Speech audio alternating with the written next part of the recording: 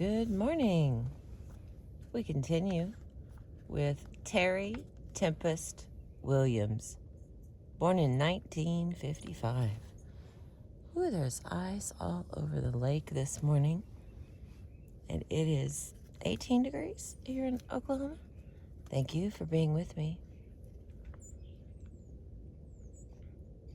Western naturalist, storyteller, writer, and feminist, Terry Tempest Williams was born in Corona, California in 1955, raised in a Mormon family in Salt Lake City, Utah. She received a BA in English and an MA in Environmental Education from the University of Utah. She has worked as curator of environmental education and naturalist in residence at the Utah Museum of Natural History. Williams writes eloquently in defense of the wild places around her. She has called herself a naturalist first and a writer second, and her writing reflects her deep sense of the importance of seeing humans as in and not above nature. Many of her earlier writings were aimed at children.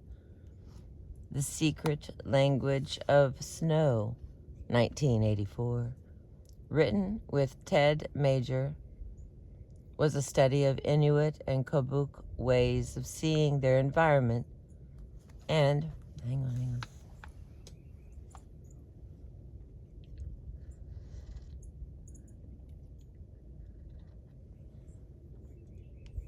It is very, very cold. Whew. All right, here we go.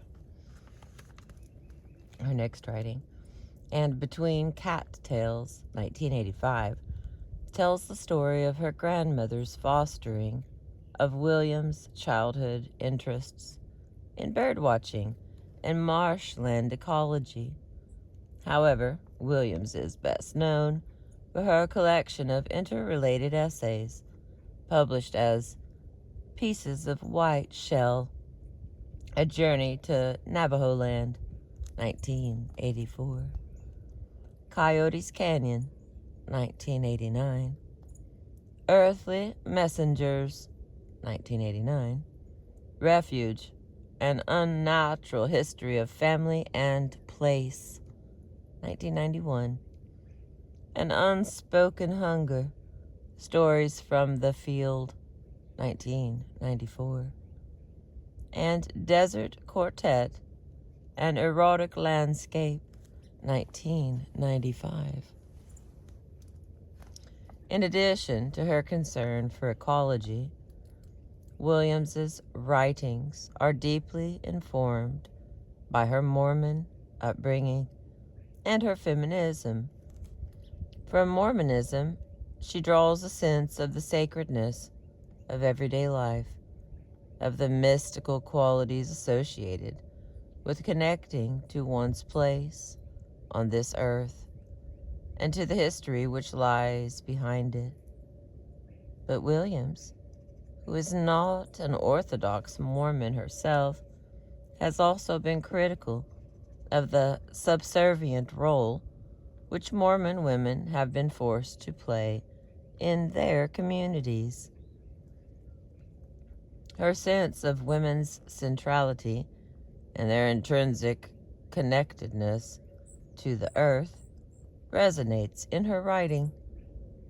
Describing her writing Refuge, she argued that she wrote the book to remember my mother and grandmothers and what it was that we shared, and as a way of recalling how women conduct their lives in the midst of family, in the midst of illness, in the midst of death, in the midst of day-to-day living. I wrote Refuge to celebrate the correspondence between the landscape of my childhood and the landscape of my family, to explore the idea of how one finds refuge in change.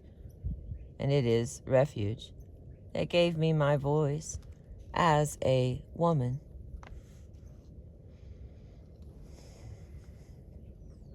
In this selection from the book Refuge, The Clan of One-Breasted Women, Williams examines life as a... In this selection from the book Refuge, The Clan of One-Breasted Women, Williams examines life as a Mormon woman and as a Westerner concerned about the environmental degradation of her home. She tells the story of the women of her family, bearers of the desert West's atomic legacy. Williams bears witness to what is buried beneath the shifting sands of Western bombing ranges. Through all of Williams' writings run a strong connection between self and landscape, between one's fate as a Western woman and the fate of Western places.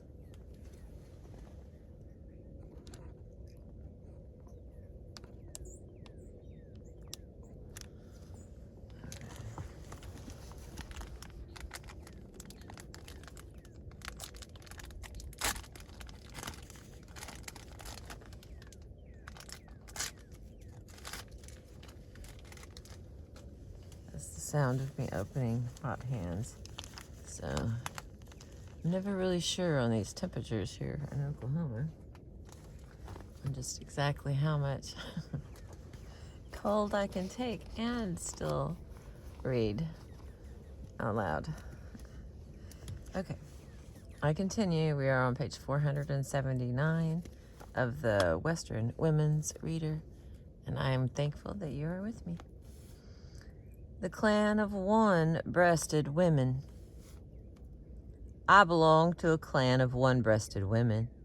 My mother, my grandmothers, and 6 aunts have all had mastectomies.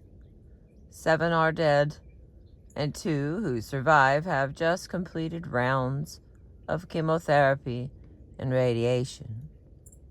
I've had my own problems, 2 biopsies for breast cancer, and a small tumor between my ribs diagnosed as a borderline malignancy. This is my family history. Most statistics tell us breast cancer is genetic, hereditary, with rising percentages attached to fatty diets, childlessness, or becoming pregnant after 30. What they don't say is living in Utah may be the greatest hazard of all. We are a Mormon family with roots in Utah since 1847. The word of wisdom in my family aligned us with good foods, no coffee, no tea, tobacco, or alcohol. For the most part, our women were finished having their babies by the time they were 30, and only one faced breast cancer prior to 1960. Traditionally, as a group of people, Mormons have a lower rate of cancer. Is our family a cultural anomaly? The truth is, we didn't think about it. Those who did, usually the men, simply said, bad genes. The women's attitude was stoic. Cancer was part of life. On February 16th, 1971, the eve of my mother's surgery, I accidentally picked up the telephone and overheard her ask my grandmother what she could expect. Diane, it is one of the most spiritual experiences you will ever encounter. I quietly put down the receiver. 2 days later, my father took my brothers and me to the hospital to visit her. She met us in the lobby in a wheelchair. No bandages were visible. I'll never forget her radiance, the way she held herself in a purple velvet robe, and how she gathered us around her. Children, I am fine. I want you to know I felt the arms of God around me. We believed her. My father cried. Our mother, his wife, was 38 years old. A little over a year after Mother's death, Dad and I were having dinner together. He had just returned from St. George, where the Tempest company was completing the gas lines that would service southern Utah. He spoke of his love for the country, the sandstone landscape, bare-boned and beautiful. We had just finished hiking the Kalab Trail in Zion National Park. We caught up in reminiscing, recalling with fondness our walk up Angel's Landing on his 15th birthday and the years our family had vacationed there. Over dessert, I shared a recurring dream of mine. I told my father that for years, as long as I could remember, I saw this flash of light in the night in the desert. That this image had so permeated my being that I could not venture south without seeing it again. On the horizon, illuminating buttes and mesas. You did see it, he said. Saw what? The bomb, the cloud. We were driving home from Riverside, California. You were sitting on Diane's lap. She was pregnant. In fact, I remember the day, September 7th, 1957. We had just gotten out of the service. We were driving north past Las Vegas. It was an hour or so before dawn when this explosion went off. We not only heard it, but we felt it. I thought the old tanker in front of us had blown up. Pulled over, suddenly rising from the desert floor. We saw it clearly. This golden-stemmed cloud, the mushroom. The sky seemed to vibrate with an eerie pink glow. Within a few minutes, the light ash was raining on the car. I stared at my father. I thought you knew that, he said. It was a common occurrence in the 50s. It was at this moment that I realized the deceit I had been living under. Children growing up in the American Southwest, drinking the contaminated milk from contaminated cows, even from the contaminated breasts of their mothers. My mother, members years later of the clan of one-breasted women. It is a well-known story in the Desert West. The day we bombed Utah, or more accurately, the years we bombed Utah, above ground, above ground atomic testing in Nevada took place from January 27th, 1951 through July 11th, 1962. Not only were the winds blowing north, covering low-use segments of the population with fallout and leaving sheep dead in their tracks, but the climate was right. The United States of the 1950s was red, white, and blue. The Korean War was raging. McCarthyism was rampant. Ike was it. and the Cold War was hot. If you were against nuclear testing, you were for a communist regime. Much has been written about this American nuclear tragedy. Public health was secondary to national security. The Atomic Energy Commission, Thomas Murray, said, "Gentlemen, we must not let anything interfere with this series of tests. Nothing." That's what I think he might have sounded like. That's my guess anyway. It's the way the words looked like they sounded. Okay, I continue.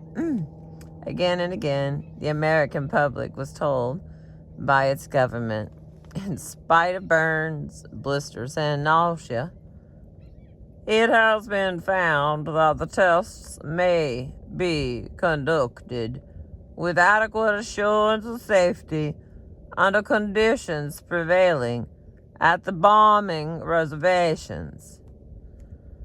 Assuaging public fears was simply a matter of public relations.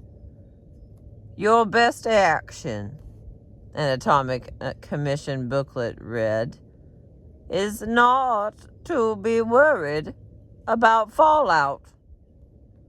A news release, typical of the times, stated, "We find no basis for concluding that harm to any individual has resulted from radioactive fallout." Again, what I think the words sound like. Alrighty, on August 30th, 1979, during Jimmy Carter's presidency, a suit was filed. Irene Allen versus the United States of America. Mrs. Allen's case, was the first on an alphabetical list of 24 test cases, representative of nearly 1,200 plaintiffs seeking compensation from the United States government for cancers caused by nuclear testing in Nevada. Irene Allen lived in Hurricane, Utah. She was the mother of 5 children and had been widowed twice.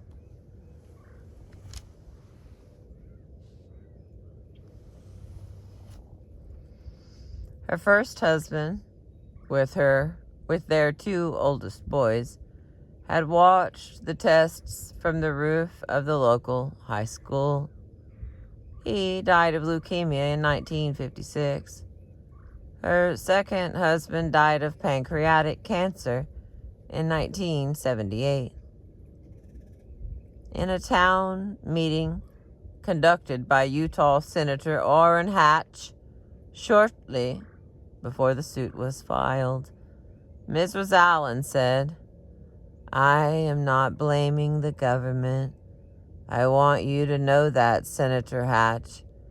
But I thought if my testimony could help in any way so this wouldn't happen again to any of the generations coming up after us, I am happy to be here this day to bear testimony of this God-fearing people. This is just one story in an anthology of thousands." On May 10th, 1984, Judge Bruce S. Jenkins handed down his opinion.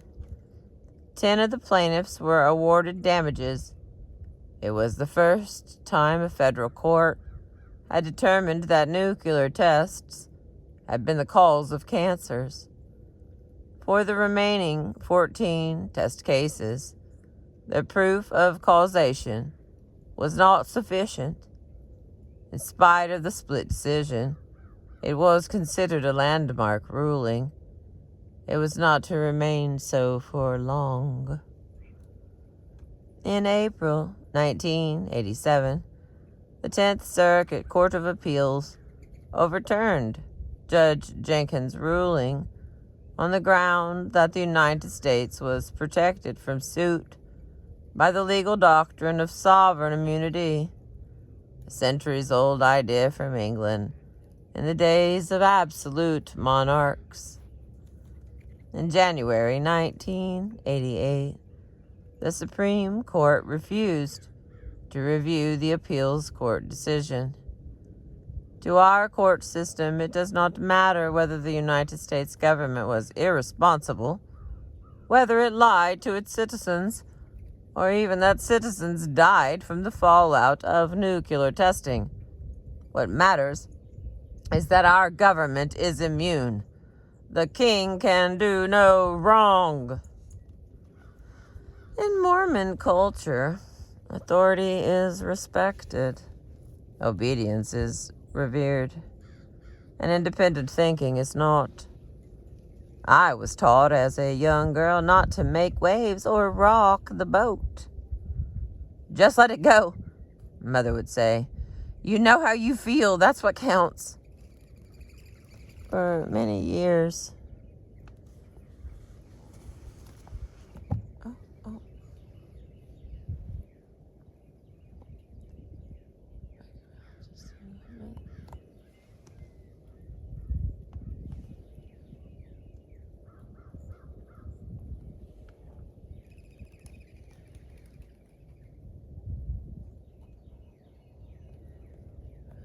A lot of little birds here and there. Let's see how's that.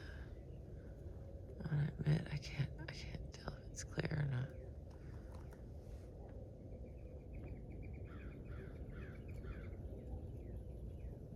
Okay, well that wasn't supposed to happen.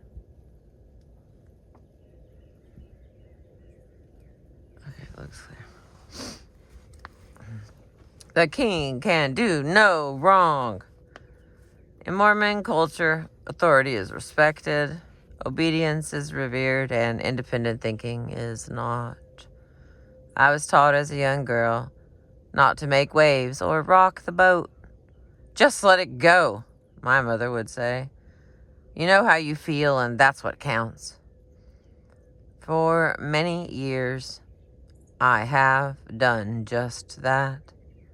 Listened, observed, and quietly formed my own opinions in a culture that rarely asks questions because it has all the answers. But one by one, I have watched the women in my family die common, heroic deaths.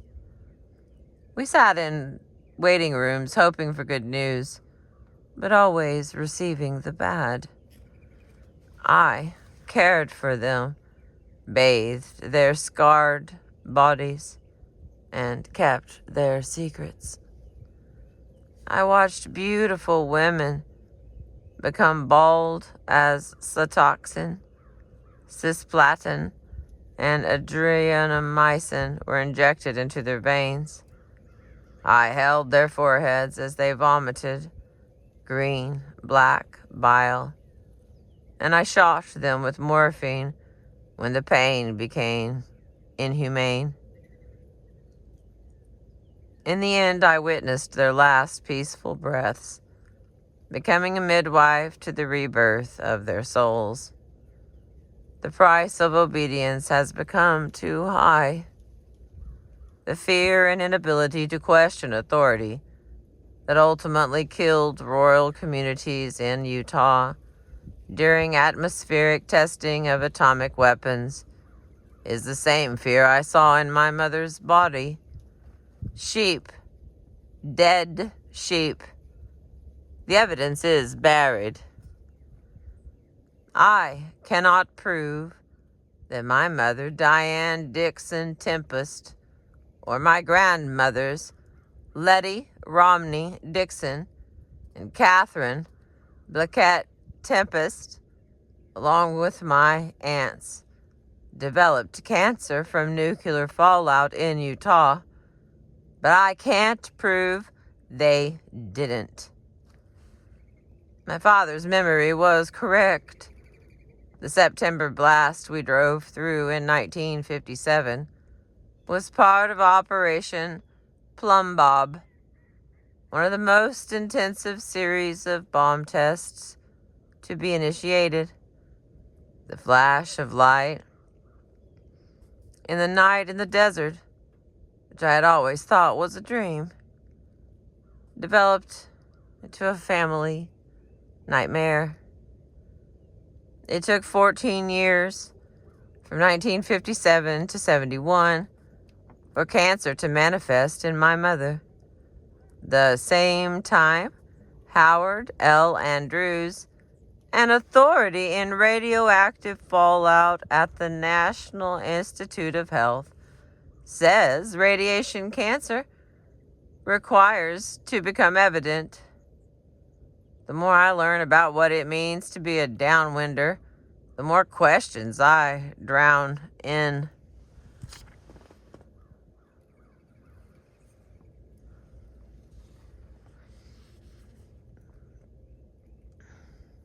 The more I learn about what it means to be a downwinder, the more questions I drowned in. What I do know, however, is that as a Mormon woman of the 5th generation of Latter-day Saints, I must question everything, even if it means losing my faith, even if it means becoming a member of a border tribe among my own people. Tolerating blind obedience in the name of patriotism or religion ultimately takes our lives. When the Atomic Energy Commission described the country north of the Nevada test site as virtually uninhabited desert terrain, my family and the birds at Great Salt Lake were some of the virtual uninhabitants.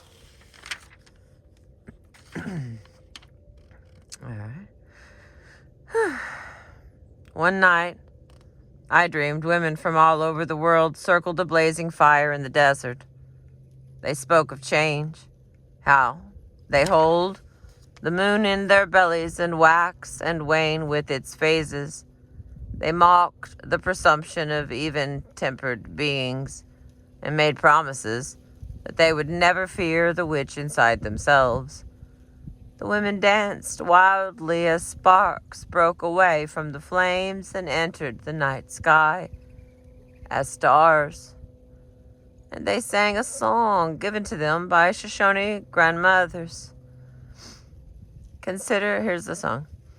Consider the rabbits, how gently they walk on the earth. Consider the rabbits, how gently they walk on the earth. We remember them. We can walk gently also. We remember them. We can walk gently also. The women danced and drummed and sang for weeks, preparing themselves for what was to come. They would reclaim the desert for the sake of their children and for the sake of the land.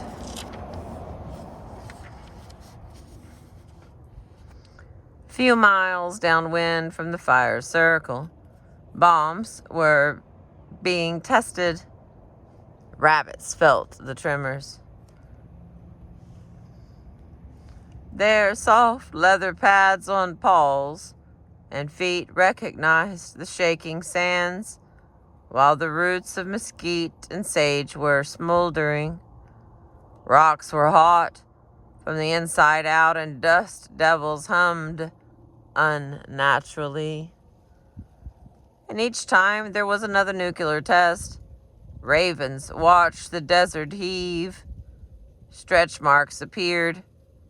The land was losing its muscle. The women couldn't bear it any longer. They were mothers. They had suffered labor pains, but always under the promise of birth. The red-hot pains beneath the desert promised death only, as each bomb became a stillborn. A contract had been made and broken between human beings and the land. A new contract was being drawn by the women, who understood the fate of the earth as their own. Under the cover of darkness, 10 women slipped under a barbed wire fence and entered the contaminated country. They were trespassing. They walked toward the town of Mercury in moonlight, taking their cues from coyote, kit fox, antelope, squirrel, and quail. They moved quietly and deliberately through the maze of Joshua trees. When a hint of daylight appeared, they rested. Oh, gosh. That was interesting. Sorry about that, Brent. I'll turn this back around here.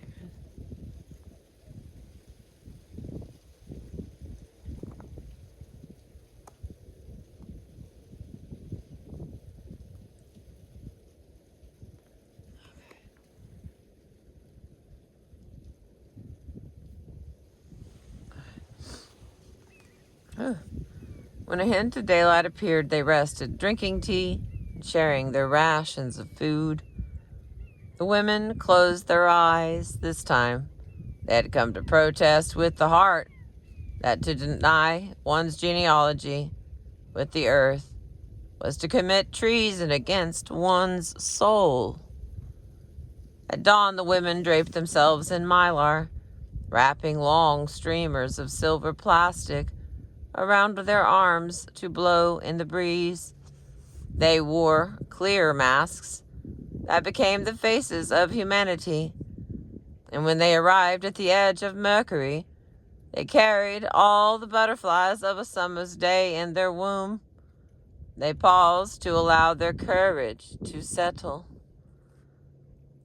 The town that forbids pregnant women and children to enter because of radiation risks was asleep. The women moved through the streets as winged messengers, twirling around each other in slow motion, peeking inside homes and watching the easy sleep of men and women. They were astonished by such stillness and periodically would utter a shrill note or a low cry, just to verify life.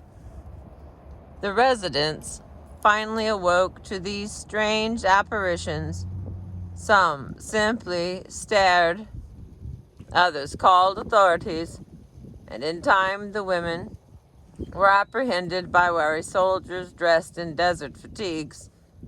They were taken to a white, square building on the other edge of Mercury. When asked who they were and why they were there, the women replied, "We are mothers and we have come to reclaim the desert for our children." The soldiers arrested them. As the 10 women were blindfolded and handcuffed, they began singing. As women do. Here's the song. You can't forbid us everything. You can't forbid... Hang on. You can't forbid us everything. You can't forbid us to think. You can't forbid our tears to flow. And you can't stop the songs that we sing. The women continued to sing louder and louder until they heard the voices of their sisters moving across the mesa.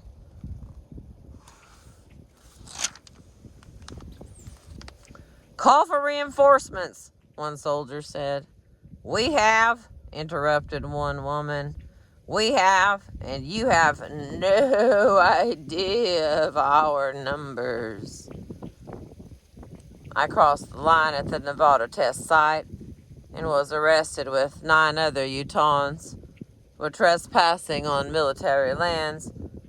They are still conducting nuclear tests in the desert.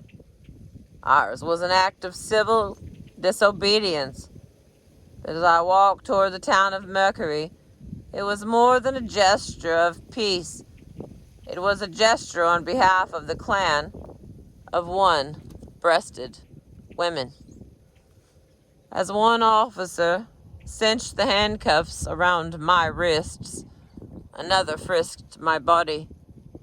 She did not find my scars. We were booked under an afternoon sun and bused to Tonopah, Nevada. It was a 2-hour ride. This was familiar country. The Joshua trees standing their ground had been named by my ancestors, who believed they looked like prophets pointing west to promised land. These were the same trees that bloomed each spring, flowers appearing like white flames in the Mojave. And I recalled a full moon in May when Mother and I had walked among them, flushing out mourning doves and owls. The bus stopped short of town. We were released. The officials thought it was a cruel joke to leave us stranded in the desert with no way to get home.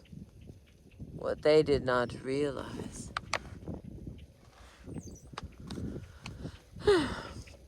The bus stopped short of town and we were released. The officials thought it was a cruel joke to leave us stranded in the desert with no way to get home.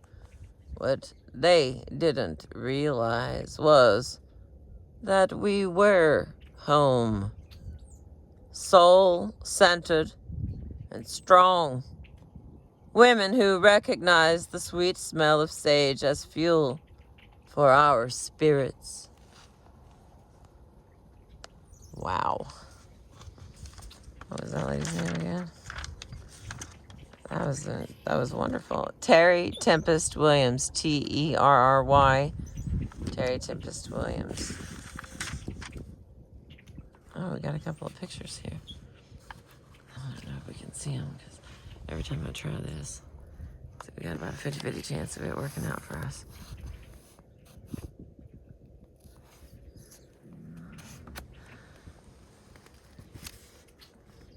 That's a picture of the desert. All right, thank you for being with me. Oh, I'll show you my book here in case you're looking for a gift. I appreciate you. Have a beautiful day. It's supposed to warm up, so if you're just seeing this today, try to at least step outside for a few seconds. I appreciate you.